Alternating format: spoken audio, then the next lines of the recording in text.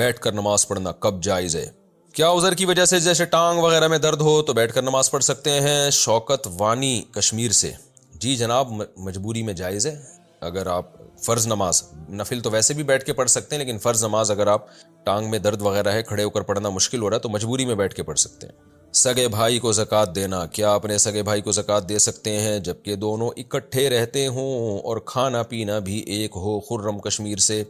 سگا بھائی اگر زکوٰۃ کا مستحق ہے تو اس کو زکوٰۃ دے سکتے ہیں، بلکہ دگنا ثواب ملے گا زکوٰۃ کا بھی اور رشتہ داری جوڑنے کا بھی۔ بے شک اکٹھے رہتے ہوں، کھانا پینا بھی ایک ہو، اس سے کوئی فرق نہیں پڑتا۔ مہر معجل اور غیر معجل میں کیا فرق ہے؟ مہر معجل اور مہر غیر معجل کی وضاحت فرما دیں۔ طلحہ رانا کراچی سے۔ معجل عین کے ساتھ، یہ تعجیل سے نکلا ہے، عجلت سے، اس کا معنی ہے جلدی۔ تو معجل کا مطلب فوری ادائیگی کی جائے گی، غیر معجل کا مطلب ابھی فوری ادائیگی نہیں ہوگی۔ پھر کب ہوگی؟ جب بیوی مانگے گی اس وقت دیں گے، ابھی نہیں مانگ رہی وہ۔ موزوں پر مسح کتنی دیر تک رہتا ہے؟ موزوں پر مسح کرنے کے بعد انہیں کتنی دیر تک پہننا جائز ہے؟ محمد نعمان سبی سے۔ یہ جو عام موزے ہیں نا جن میں پانی چلا جاتا ہے، اس پہ مسح جائز نہیں ہے۔ نبی صلی اللہ علیہ وسلم سے جو خفین پر مسح منقول ہے، اور یہ جو عام موزے ہیں ان کے بارے میں روایت بہت کمزور ہے، ضعیف ہے۔ اس کی وجہ سے قرآن کو نہیں چھوڑا جا سکتا۔ قرآن نے پاؤں کے دھونے کا حکم دیا ہے، تو اتنا مضبوط حکم قرآن کا ایسی کمزور روایت کی بیس پہ نہیں چھوڑا جا سکتا۔ اسی لیے تمام فقہا نے کچھ نہ کچھ شرطیں لگائی ہیں موضوع پہ مسح کے جواز کی، تاکہ قرآن کی آیت کو جب ہم چھوڑ رہے ہیں تو مضبوط دلیل کی بیس پہ چھوڑیں۔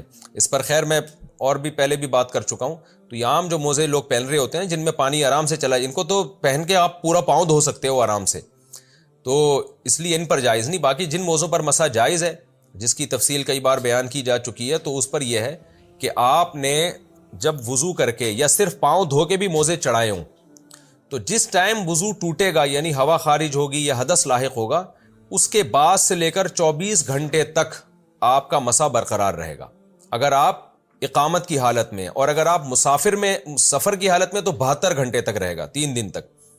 یعنی اس وقت نہیں دیکھا جائے گا موزے پہنے کب ہیں آپ نے، بلکہ یہ دیکھا جائے گا پاؤں دھونے کے بعد جب آپ نے موزے پہنے تھے تو وضو ٹوٹا کب ہے، تو ٹوٹنے کے بعد سے لے کر 72 گھنٹے تک وہ مسح باقی رہتا ہے۔ لیکن حالت جنابت میں غسل جب فرض ہوتا ہے تو مسح ٹوٹ جاتا ہے، خوب سمجھ لیں۔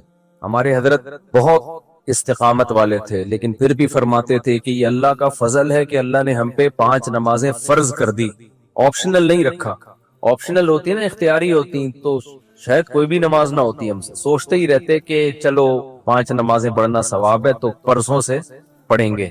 اللہ نے ایسی فرض کی ہے کہ زمین آسمان ادھر سے ادھر ہو جائے، سفر میں ہو، حضر میں ہو، بیماری میں ہو، خوشی میں ہو، غم میں ہو، یہ نہیں چھوڑنی، ٹھیک ہے نا؟ تو مجبور ہیں بھائی۔ اللہ نے کہا کہ میں کوئی عذر مانوں گا ہی نہیں، سفر ہو کچھ بھی ہو پڑھنی ہے۔ ہم پہ ڈال دی جاتی کہ ٹینشن میں ہو تو چھوڑ دو، خوشی میں ہو تو پڑھ لو۔ تو ہم تو یہی سوچتے رہتے ہیں ابھی تھکاوٹ ہے، آج رات دیر سے سویا ہوں تو فجر میں اٹھ گئے تو نیند پوری نہیں ہوگی، تو ایسا کریں گے 11 بجے پڑھ لیں گے، یہی سوچتے رہتے۔ اللہ میاں نے کہا کہ رات دیر سے سو، جلدی سو، یہ تمہاری ٹینشن نہیں ہے، یہ تمہاری ٹینشن ہے، یہ میرا مسئلہ نہیں ہے۔ میں نے کہہ دیا ہے فجر کا مطلب فجر ہے، ظہر کا مطلب ظہر ہے، عصر کا مطلب عصر ہے۔ ابھی ہم امریکہ گئے نا تو جہاز جاتے ہوئے سورج کی سمت میں جا رہا ہوتا ہے، تو ایک نماز بھی نہیں آئی راستے میں۔ ہم نے ظہر پڑھ تو لی، لیکن نہیں بھی پڑھتے تو امریکہ پہنچ کے بھی مل جاتی، کیونکہ سورج کے ساتھ ساتھ چل رہے ہیں۔ واپسی پہ مخالف آ رہے ہیں تو ٹھکا ٹھک نمازیں آ رہی ہیں۔ اب جب ٹھکا ٹھک نماز آ رہی ہے، ایک نماز کا ٹائم، فوراً دوسری نماز، فوراً تیسری نماز، فوراً چوتھی نماز، فوراً 5ویں نماز۔ اور اللہ نے فرض نماز میں کہا ہے کہ کھڑے ہو کے پڑھو، قبلے کی طرف پڑھو۔ یہ ممکن نہیں ہے تو پھر مجبوراً بیٹھ کے پڑھو، لیکن فرض نماز پھر بعد میں لوٹانی چاہیے، کیونکہ فرض نماز اصل میں قیام بھی فرض ہے اور قبلہ رو ہونا بھی فرض ہے۔ تو اب ہمارے ساتھ دوست تھے، انہوں نے کہا کیسے؟ میں نے کہا مجبوراً بھائی پڑھنی پڑے گی، اللہ کا حکم ہے، نماز آپ سفر میں نہیں چھوڑ سکتے۔ اللہ نے 4 کی 2 کی ہی اسی لیے ہے کہ میں نے 4 کی 2 کر دی ہیں، چھوٹی کر دی ہے، اس لیے کہ چھوڑنا نہیں ہے، آدھی کر لو۔ چھوڑنے کا آپشن ہوتا تو اللہ پھر کہہ دیتا ٹینشن میں ہو تو چھوڑ دینا، نہیں تو پھر پوری پڑھ لینا، یہ کہتا نا اللہ تعالیٰ۔ اب جب نماز کا ٹائم آیا، ہم نے کہا کہ نماز پڑھنی ہے، تو وہ نماز میں جہاز میں جگہ کہاں دیتے ہیں؟ خیر ہم نے ریکویسٹ کی تو جگہ آگے، انہوں نے کہا آگے جا کے پڑھ لو۔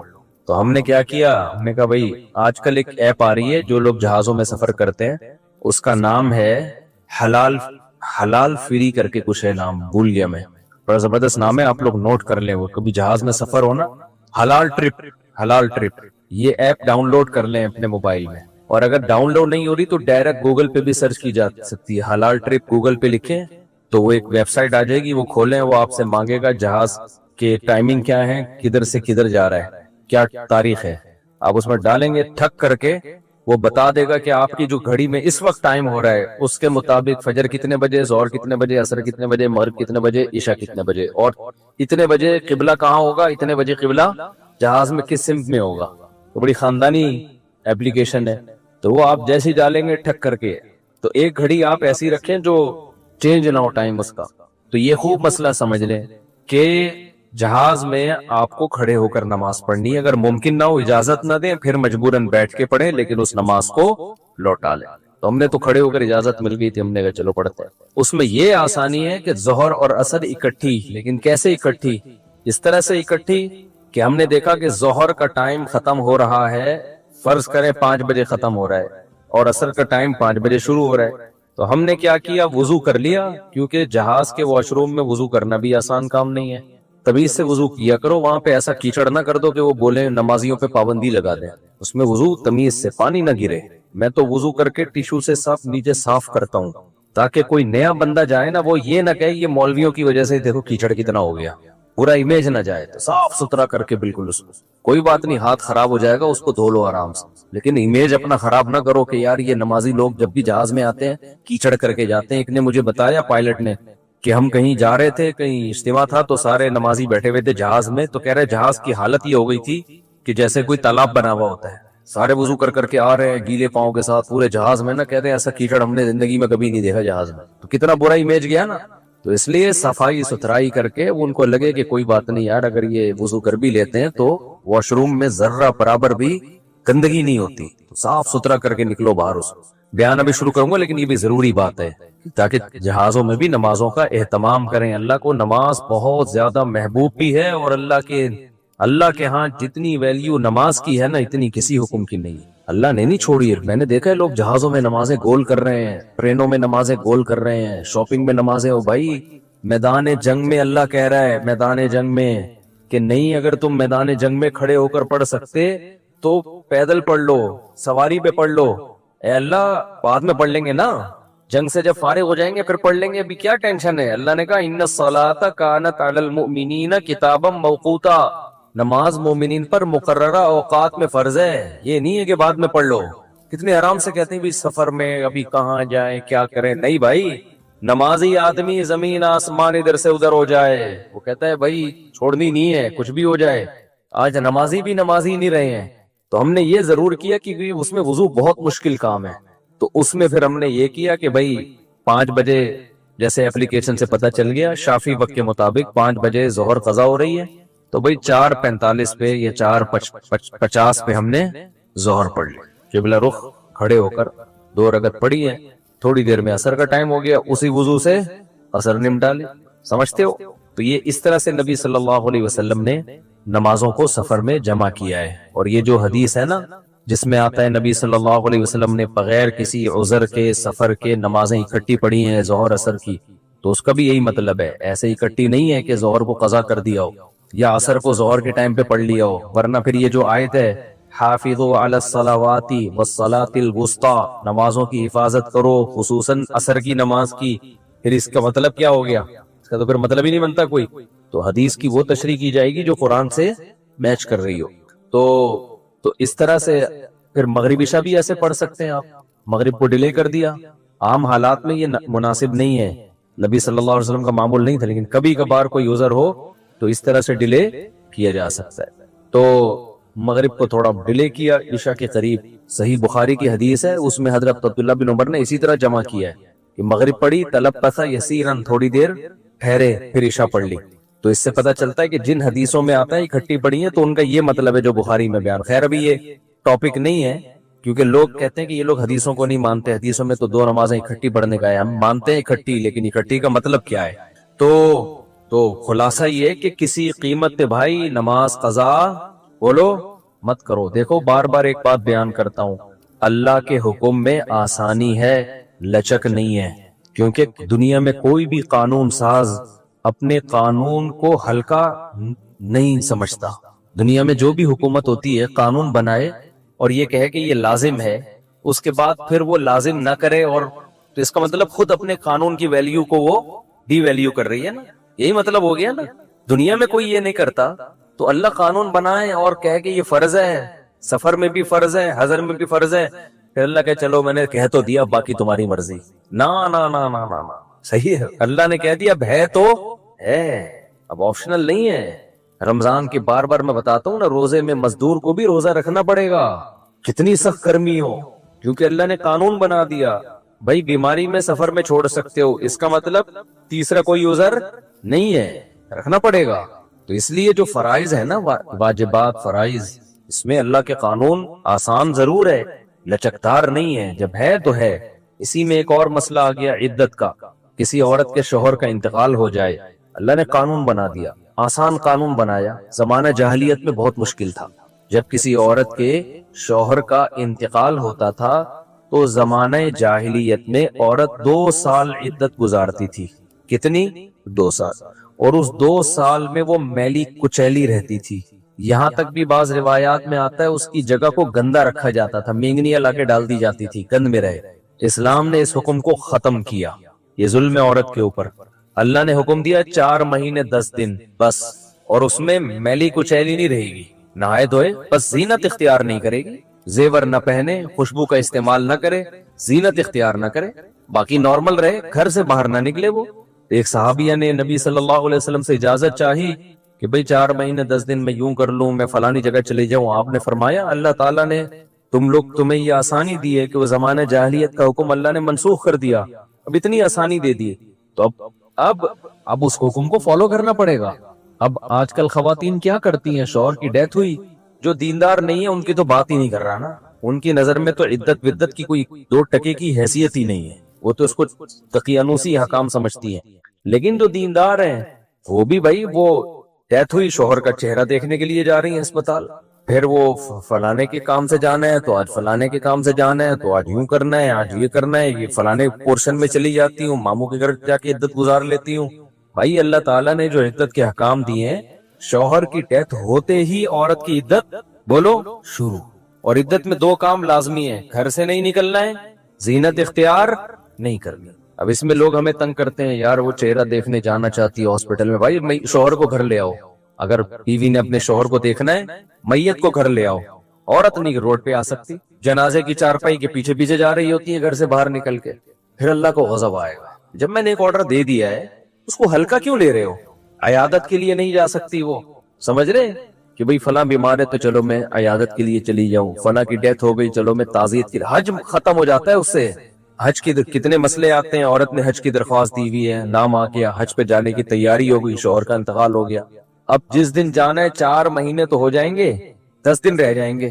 تو ہم کہتے ہیں بھائی 10 دن کیا, 1 گھنٹہ بھی رہ گیا ہونا 4 مہینے 10 دن ہونے میں, آپ کو 1 گھنٹہ پہلے بھی نکلنے کی اجازت نہیں. بے شک حج ضائع ہو جائے کوئی بات نہیں, حج کینسل ہو جائے, کیونکہ حج کی فرضیت پہ عدت مقدم ہے.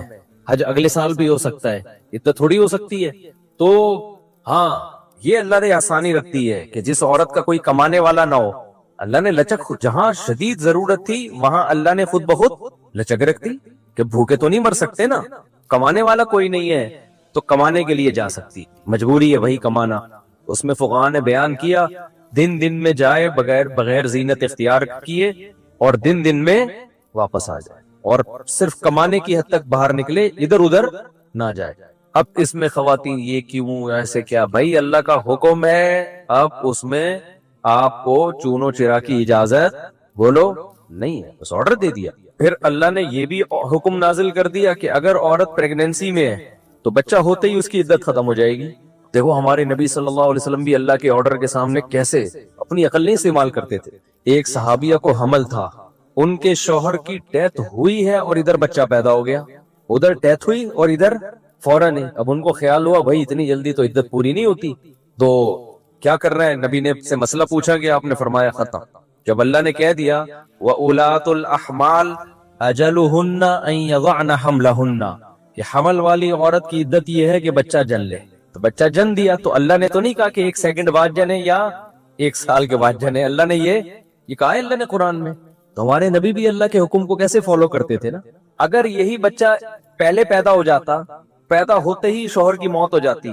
فقہا بہت باریک مسائل بیان کرتے ہیں، اور آج کل کے اسکالر نا ان کا مذاق اڑاتے ہیں کہ دیکھو یہ اتنی باتوں میں لوگوں کو الجھایا ہوا ہے. فقہا نے بیان کیا ہے کہ ادھر بچہ پیدا ہوا، کیونکہ ایسا ممکن ہے. قانون جب لکھا جاتا ہے تو امکان کو بھی لکھا جاتا ہے کہ ابھی آدھا بچہ پیدا ہوا ہے اور شوہر کی ڈیتھ ہو گئی تو کیا ہوگا.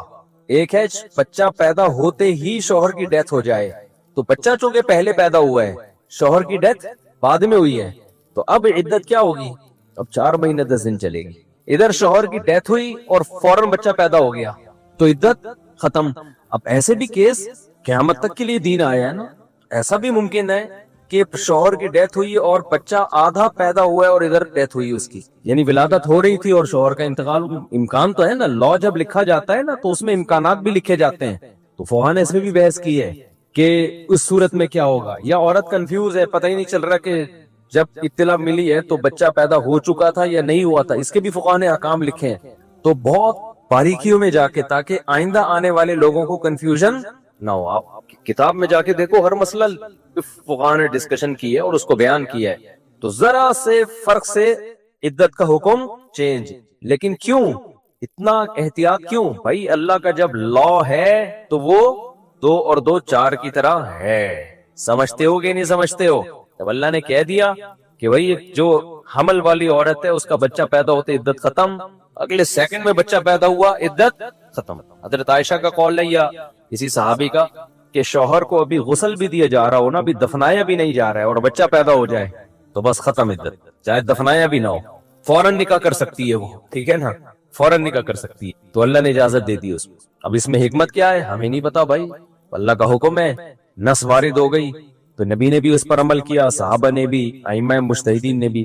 لیکن یہ نہیں ہے کہ جی 40 دن کی عدت، بعض 40 دن کی عدت منا رہی ہیں، بعض جو ہے وہ سفر کر رہی ہیں عدت کے دوران.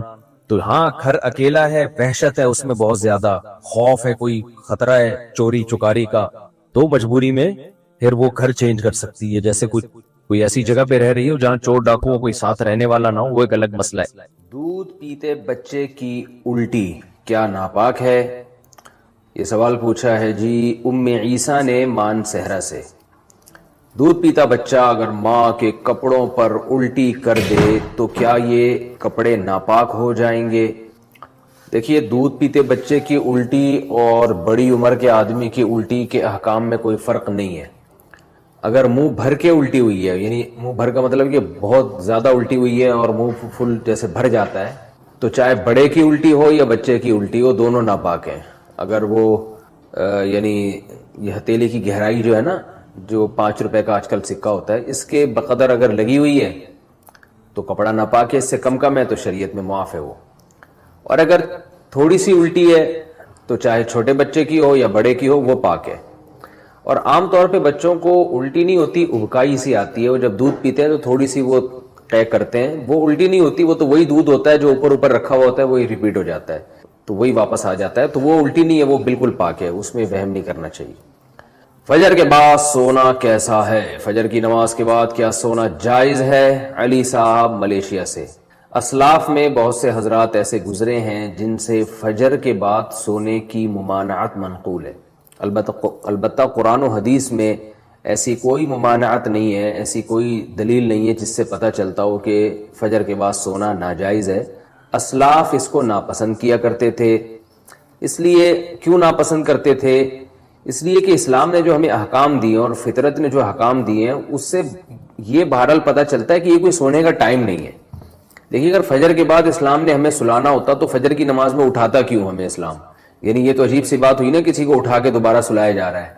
تو اسلام نے فجر کی نماز رکھی ہے یہ بتانے کے لیے کہ یہ اٹھنے کا ٹائم ہے. اور فطرت بھی یہی کہتی ہے کہ آپ فجر کے بعد نہ سوئیں. پرندوں کو دیکھ لیں، جانوروں کو دیکھ لیں آپ کہ پرندے صبح صبح کیسا چہچہانا شروع کر دیتے ہیں، بلکہ مرغا تو تہجد کے وقت سے ہی اذانیں دینا شروع کر دیتا ہے.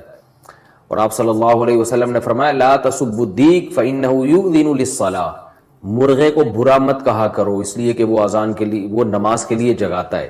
تو جو فطرت کہتی ہے اسلام وہی کہتا ہے، اور جو اسلام کہتا ہے فطرت وہی کہتی ہے. وہ یہ ہے کہ رات کو جلدی سوئیں اور صبح جلدی اٹھیں. اللہ تعالیٰ نے ہمیں جو رات ہے نا، قرآن سے پتہ چلتا ہے جعل لکم اللیل لباسا والنوم سباتا، کہ اللہ نے رات کو ہمارے لیے لباس بنایا، نیند کو کاٹنے کا ذریعہ بنایا، اور رات ہمارے لیے سونے کے لیے بنائی ہے. دن وجعلنا النہار معاشا، دن میں ہمیں کام کاج کے لیے پیدا کیا اللہ تعالیٰ نے. تو یہ غیر فطری بہرحال ہے. اور رسول اللہ صلی اللہ علیہ وسلم نے ترغیب بھی دی ہے کہ صبح اپنے کاموں کا جلدی آغاز کیا جائے. حدیث میں آتا ہے، آپ صلی اللہ علیہ وسلم نے فرمایا، صحیح حدیث ہے، بورک لامتی فی بکورہا، فرمایا میری امت کے لیے اللہ نے صبح کے وقتوں میں برکت رکھی ہے. صبح صبح کوئی بھی کام شروع کیا جائے گا تو اس میں برکت ہوگی. افسوس کے ساتھ کہنا پڑتا ہے کہ بہت سے غیر مسلموں نے اس پر عمل شروع کر دیا. چائنا میں آپ دیکھیں لوگ صبح صبح اٹھ جاتے ہیں. میں تھائی لینڈ میں تھا، فجر کی نماز کے بعد میں نکلا تو ساری مارکیٹیں کھلی ہوئی تھی. تو جو کام مسلمانوں کے کرنے کا تھا وہ غیر مسلم کر رہے ہیں. ہاں البتہ یہ ہے کہ جب آپ رات جلدی سوئیں اور صبح جلدی اٹھ جائیں تو پھر دوپہر کو قیلولہ کریں. سونے کا ٹائم دوپہر کو ہے. اس کی بہت تاکید ہے قرآن و سنت میں. قیلوا فإن الشیطان لا یقیل، آپ صلی اللہ علیہ وسلم نے فرمایا قیلولہ کیا کرو، شیطان قیلولہ نہیں کرتا. اور صحابہ، تابعین، اسلاف سب کی سنت ہے. گورے یہاں تک لکھتے ہیں کہ جب مسلمانوں کی خلافتیں تھیں تو پورا اہل اسلام دوپہر کو کھانے کے بعد سویا کرتا تھا، تھوڑی دیر آرام کرتے تھے، اور اس سے بہت زیادہ انسان کو طاقت ملتی ہے، دماغی بھی جسمانی بھی سکون بھی ملتا ہے، اور وہ بہت تیار ہو جاتا ہے بہت دیر تک کام کاج کرنے کے لیے. تو جو سونے کا جو نیچرل ٹائم ہے وہ ہے عشاء پڑھتے ہی آپ سو جائیں، اور رات کو بہت جلدی اٹھیں آپ. یعنی 5 6 7 گھنٹے، 5 گھنٹے 6 گھنٹے، کسی کو بہت زیادہ سو لیا تو 7 گھنٹے سو جائے گا. تو 5 6 گھنٹے کی نارملی نیند پوری کرنے کے بعد آپ اٹھ جائیں، اور پھر فجر کی نماز سے 10 15 منٹ پہلے آپ تھوڑی دیر کے لیے ایک شارٹ نیپ جسے کہہ سکتے ہیں، بہت تھوڑی سی دیر آرام وہ کر لیں، وہ بھی سنت ہے. یعنی آپ رات بہت جلدی سو گئے، عشاء پڑھتے ہی بہت جلدی رات کو اٹھ گئے آپ، کیونکہ کئی گھنٹوں کی آپ کی نیند پوری ہو جائے گی اگر آپ عشاء کے بعد سوتے ہیں. اور پھر فجر کی نماز سے پہلے آپ تھوڑی دیر، اذان کے بعد نماز سے پہلے 10 15 منٹ آپ تھوڑی دیر ہلکی سی نیند لے لیں، اس سے دوبارہ فریش ہو جائیں گے. اس کے بعد پھر آپ دوپہر کو کھانے کے بعد تھوڑی دیر آرام کریں، سوئیں. تو یہ جو نیچرل یعنی سونے کی یہ روٹین ہے، تو یہ بہت اس کی یعنی سنت سے بھی ثابت ہے، صحابہ سے بھی، اسلاف سے بھی. البتہ یہ کوئی فرض واجب نہیں ہے، کیونکہ بعض لوگوں کی روٹین ایسی ہوتی ہے کہ وہ بیچارے رات کو نہیں سو سکتے، ان کے کام نائٹ ڈیوٹی ہے کسی کی، یا کسی کو اسٹڈی کے لیے فرصت ہی اس ٹائم پہ مل رہی ہے، یا اور کوئی ایسا مسئلہ ہے کسی کے ساتھ، تو اس کا کوئی فرض واجب سے تعلق نہیں ہے. تو ایسی کنڈیشن میں اگر کسی کی رات کو نیند پوری نہیں ہو سکتی تو فجر کے بعد بھی وہ سو سکتا ہے، کیونکہ نیند پوری نہ کرنا یہ زیادہ نقصان دہ بنسبت اس کے کہ آپ غلط ٹائم پہ سو کے نیند پوری کر لیں. یہ پھر بھی نسبتاً بہتر ہے. نیند ہی نہیں ہو پھر تو بہت بڑے نقصانات ہو جائیں گے. تو نیند تو روٹی سے زیادہ ضروری چیز ہے. تو اس لیے نیند پوری کرنے کے لیے اگر کسی کو مجبوراً فجر کے بعد سونا پڑتا ہے تو کوئی حرج نہیں ہے اس میں، لیکن نارملی اسلام نے اس کو پسند نہیں کیا ہے، کیونکہ اسلام دین فطرت ہے. تو حلال و حرام سے اس کا تعلق نہیں ہے، بہتر اور مستحب بہرحال یہ نہیں ہے. اور آپ صلی اللہ علیہ وسلم کی ترغیب بھی ہے کہ صبح کے وقت میں اللہ تعالیٰ نے میری امت کے لیے برکت رکھی ہے، تو اپنے کاموں کا فجر کے فوراً بعد سے آغاز کر دینا چاہیے. اور وہ وقت ویسے بھی ذکر و تسبیحات کا وقت ہے، یہ ایکسرسائز کریں آپ اس میں. بڑی خاندانی بات کیا کرتے تھے.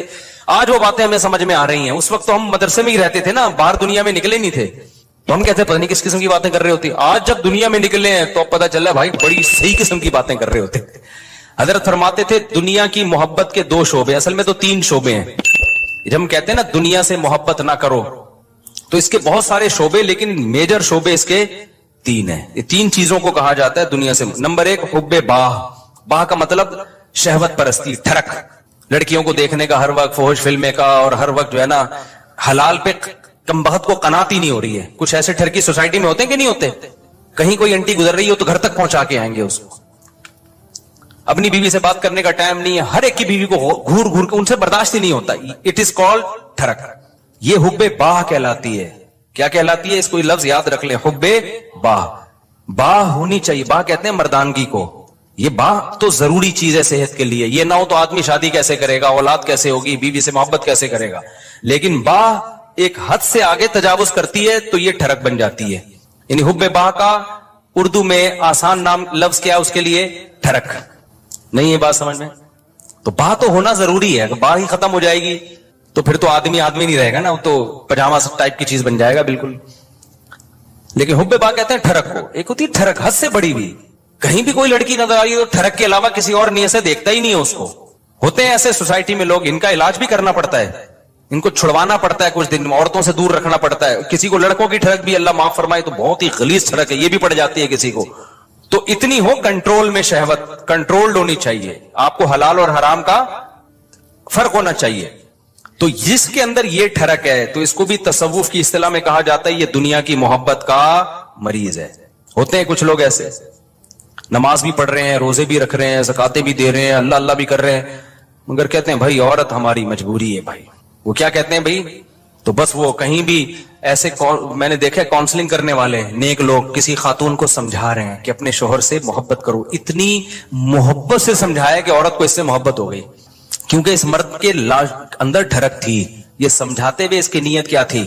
خراب. بعض لوگ ہوتے ہیں تمیز سے سمجھا رہے ہوتے ہیں, ایسے ایٹیٹیوڈ عورت کے سامنے پیش کر رہے ہوتے ہیں تو عورت اس سے متاثر ہو جائے.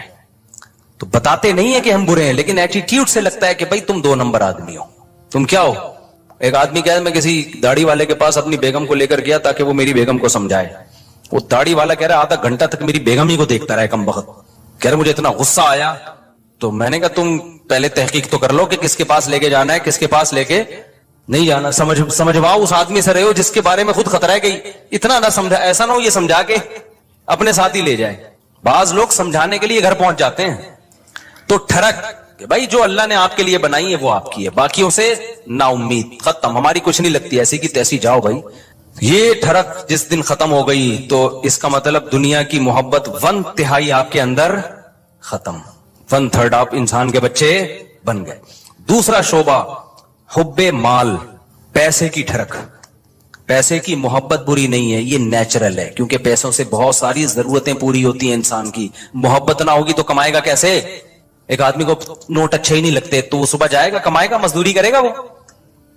تو اسلام نے یہ نہیں کہا کہ پیسے سے محبت نہ کرو. وَإِنَّهُ لِحُبِّ الْخَيْرِ لَشَدِيدٌ, خیر کہا اللہ نے, اس سے بے شمار ضرورت پوری ہوتی ہے. جیسے باہ کی محبت بری چیز نہیں ہے, ٹھرک بری چیز ہے, ایک لمٹ میں ہونی چاہیے, ایسے ہی پیسے کی محبت بھی بری چیز بولو نہیں ہے, نیچرل ہے. کوئی کہتا ہے نا کسی عالم کے دل میں پیسے کی طلب ہی نہیں ہے, جھوٹ بولتا ہے وہ. کیوں نہیں ہے بھائی طلب؟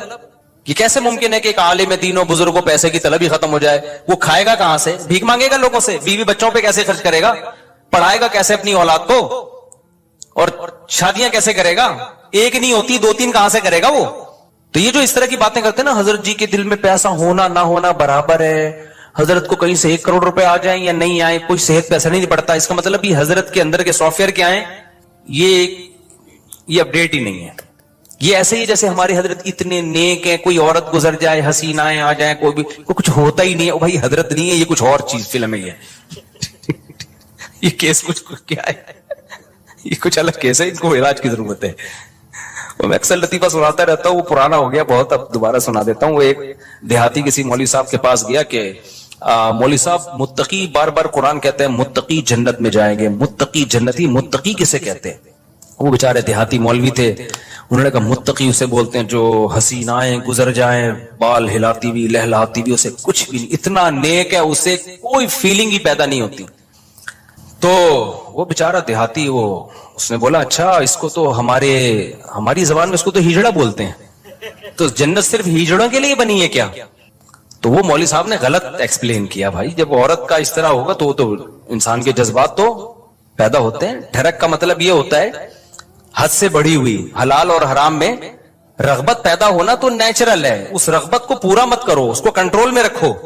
دیکھو کوئی آدمی اپنے پیسوں سے نہاری کھا رہا ہے, خوشبو سے آپ کو بھی دماغ ہو جاتا ہے بعض دفعہ, یار ہوٹل سے ہم گزر رہے ہوتے ہیں نا, بڑی زبردست سی خوشبو آتی ہے, بعض دفعہ ہمیں بڑی خوشبو آئی تو کیا کرتے ہیں ہم آگے نکل جاتے ہیں بس, اور کیا ہے.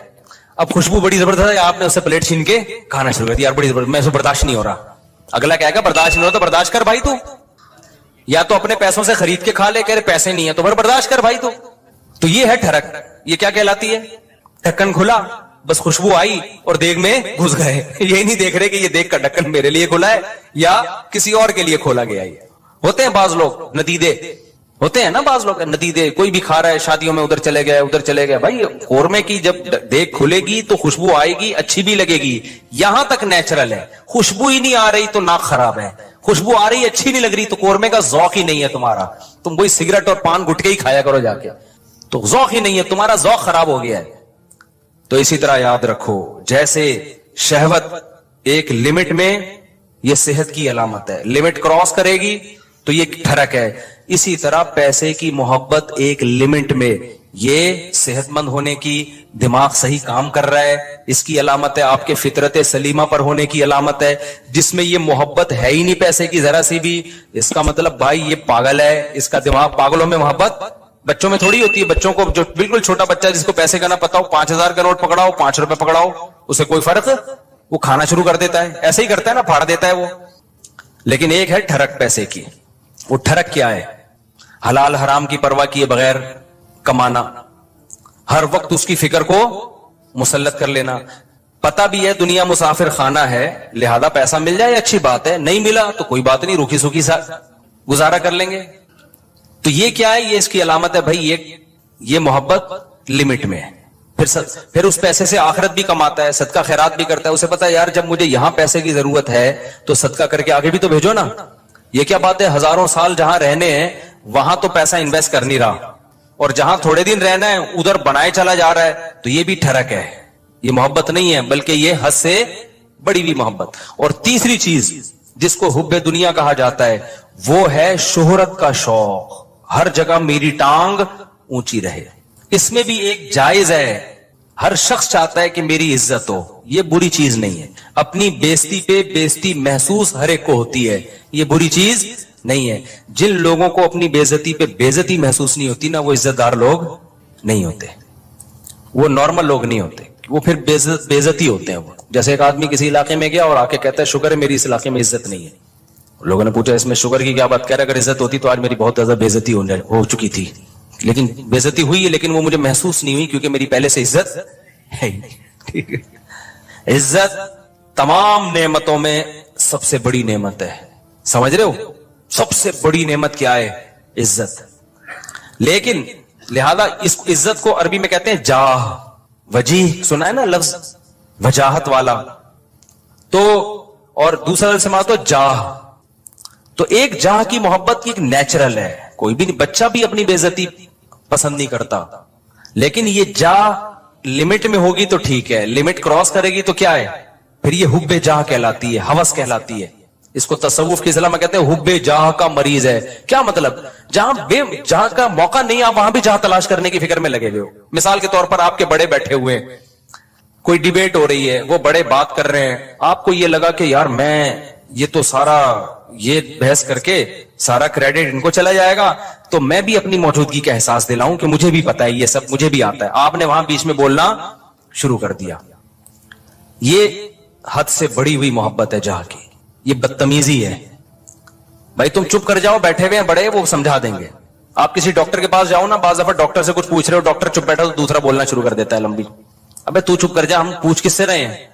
एंकरों में भी देखा होगा ना, कभी किसी हकीम को, डॉक्टर को बुलाए, इंटरव्यू ले रहे हैं, उसको कम बोलने दे रहे हैं, खुद क्या कर रहे हैं ये बताने के लिए हमें ज्यादा पता है, ये बेवकूफ हमने वैसे ही बुला लिया बिठा के। ये हद से बड़ी हुई जाह है, इसको कहते हैं हुब्बे जाह। इसको क्या कहते हैं? ये लफ्ज याद रख लें, हुब्बे माल, हुब्बे जाह, हुब्बे बा, ये याद रखें। ये आपको सोसाइटी में इसके मरीज बहुत नजर आएंगे। बल्कि सोसाइटी में मत देखो, सबसे पहले किसको देखो कि मैं तो कहीं इसका मरीज नहीं हूं, मेरे अंदर तो ये बीमारी नहीं है। समझते हो कि नहीं समझते? मेरे अंदर तो बीमारी नहीं है ये। तो अब इसमें क्या होता है कि ये जो हुब्बे जाह का मसला है ना, ये बहुत कॉमन है, मजहबी स्कॉलर्स में तो बहुत ज्यादा होता है। ये जो कहते हैं ना अबू हनीफा की तकलीद नहीं करो, मतलब क्या होता है कि यार लोग मुज्तहिदीन के पीछे जाएंगे तो हमारा मंजन नहीं बिकेगा, हमसे कौन फतवा लेगा? फिर मुकल्लिद कह देता है आराम से, भाई मेरे पास इल्म कम है, मैं अबू हनीफा को फॉलो करता हूं, मैं इमाम शाफी को फॉलो करता हूं, भाई हम क्या है, हम उनके मुकाबले में क्या है, जाहिल है, वो मान लेता है आराम से। आजकल के मजहबी स्कॉलर नहीं मानते, वो ये मुंह से फूट दें कि हम मुहक्किक नहीं है, तो लोग कहेंगे जब नहीं हो तो फिर क्या कर रहे हो बैठ के यहां पे। लिहाजा वो होते नहीं है, لیکن ٹانگ اونچی رکھنے کے لیے بڑی بڑی پھینکتے ہیں کہ ہم ہیں ہم ہیں ہم ہیں ہم ہیں ہم ہیں. میں مانتا ہوں ان میں کچھ صحیح لوگ بھی ہوتے ہیں, سارے برے نہیں ہوتے. میجورٹی حب جاہ کی مریض ہوتی ہے. میجورٹی کس کی مریض ہوتی ہے؟ حب جاہ, کہ میری طرف آؤ میری طرف آؤ. یہ بڑی بھی محبت ہے, یہ وہ نہیں ہے جو نیچرل ہے, یہ ہوس ہے, یہ عزت کی ہوس ہے. اور اللہ کو عزت کی ہوس پسند نہیں ہے. قرآن کہتا ہے تلک الدار الاخرہ نجعلها للذین لا یریدون علوا فی الارض, ہم آخرت اسی کو دیں گے جو زمین میں اپنی برتری نہیں چاہتے. یہاں برتری سے ناجائز برتری مراد ہے. ہر جگہ اپنی ٹانگ اونچی رکھنا. مجھے یاد ہے ایک دفعہ میں کہیں گیا, کوئی علماء بیٹھے ہوئے تھے, عرب علماء تھے, تو عربی میں بات کر رہے تھے, کچھ سلام دعا ہو رہی تھی, میں بھی کچھ بات چیت, تو ایک لڑکا گراؤں عمر بیٹھا, وہ بیچ میں بولنا شروع, سوال مجھ سے پوچھ رہے ہیں, جواب کون دے رہا ہے وہ. تو میں نے بعد میں اس کو الگ سے سمجھا, میں نے کہا آپ میں حب جاہ کی بیماری ہے. کیا ہے؟ میں نے کہا انسان کو اپنی بیماریوں کا خود پتا نہیں چلتا. جب سوال مجھ سے پوچھ رہے ہیں اور اس کی وجہ سے میں خاموش کی, کیونکہ میں بھی بولوں گا تو وہ بولیں گے یار ان کو کیا ہے, یہ ادھر بھی بول رہا ہے یہ بھی بول رہا ہے, ان کو تمیز نہیں بات کرنے کی. بولتا تو ایک ہی آدمی ہے نا. ہم تو چپ بیٹھ گئے پھر کہ یار برا امیج جائے گا, اگلا چپ نہیں ہو رہا. حالانکہ وہ جواب صحیح دے رہا تھا. بھائی آپ سے جب پوچھا نہیں ہے تو صحیح اور غلط کی بات ہی نہیں ہے نا. آپ اپنی موجودگی کا کیوں احساس دلا رہے ہو کہ میں بھی ہوں, مجھے بھی آتا ہے. چھوڑ دو, آپ کو پاتا ہوگا بتا, یہ پوچھیں گے بتا دینا. ہمارے فرمایا کرتے تھے قاری لوگ نا مغرب کی نماز میں قل اللہ احد نہیں پڑھتے. بہت سے قاری کیا کرتے ہیں, مغرب کی نماز میں آپ جو ہے نا سنت قرات کیا ہے, قصار مفصل میں سے پڑھا جائے, اذا زلزلت الارض زلزالها, یہ جو آخری چھوٹی صورتیں, افضل یہ ہے. کبھی کبھار اس کے خلاف بھی ہو. فرماتے تھے قاری لوگ کیا کرتے ہیں, مغرب میں سورہ بقرہ سے سورہ آل عمران سے بتانے کے لیے کہ ہمیں یہاں سے بھی آتا ہے.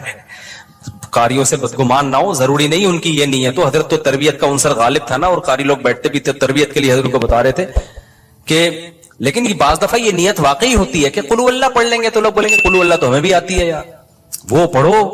لوگ کہیں باقی بھائی اس کو وہ آتا ہے جو ہمیں نہیں آتا, تو سنت قرات چھوڑ دیتے ہیں اس چکر میں.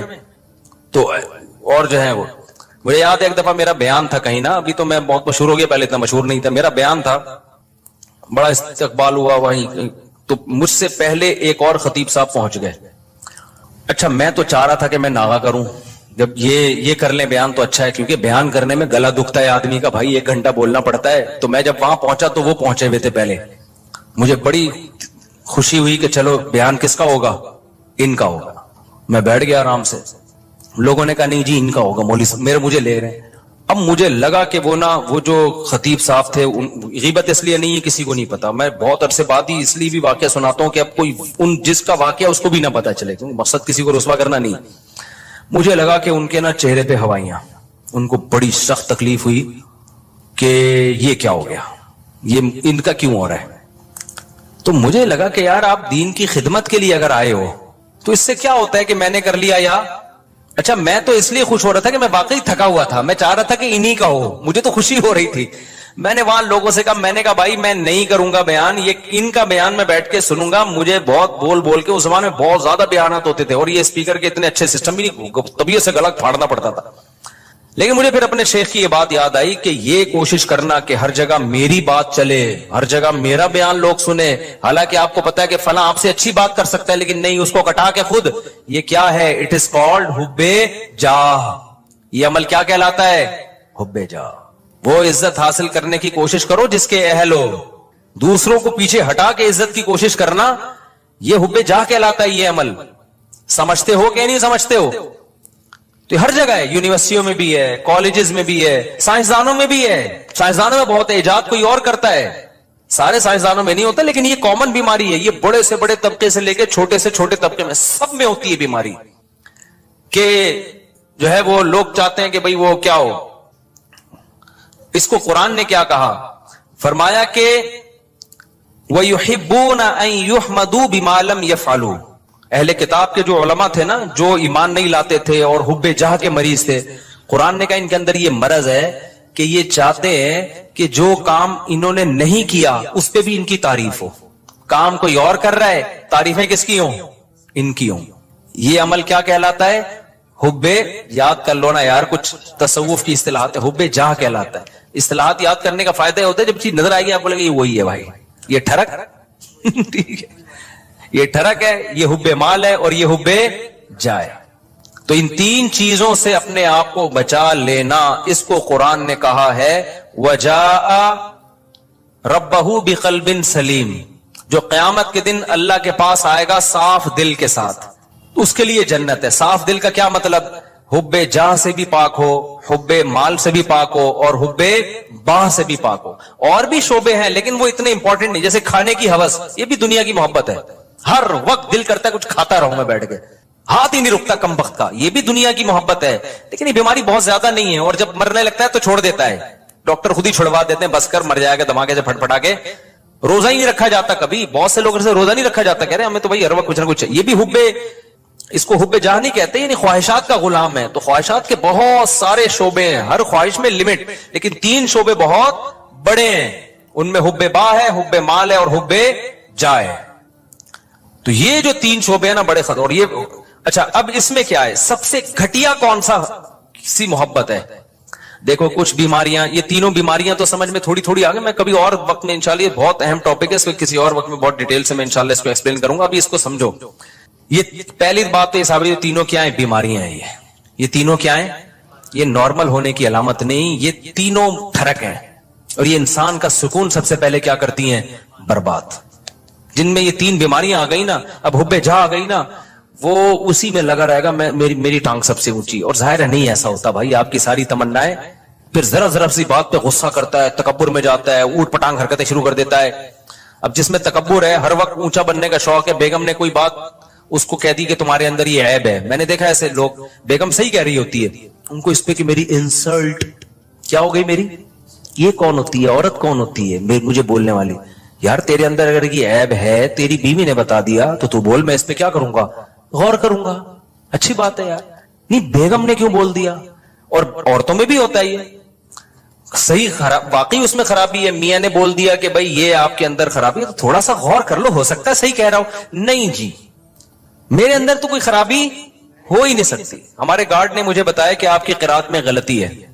میں نے کہا بھائی کیا غلطی ہے؟ انہوں نے کہا بھائی آپ جو پڑھتے ہیں نا فجعلہم کعصف مأکول, ماء پہ قلقلہ کر رہے ہیں, ماء پہ جھٹکا نہیں ہے.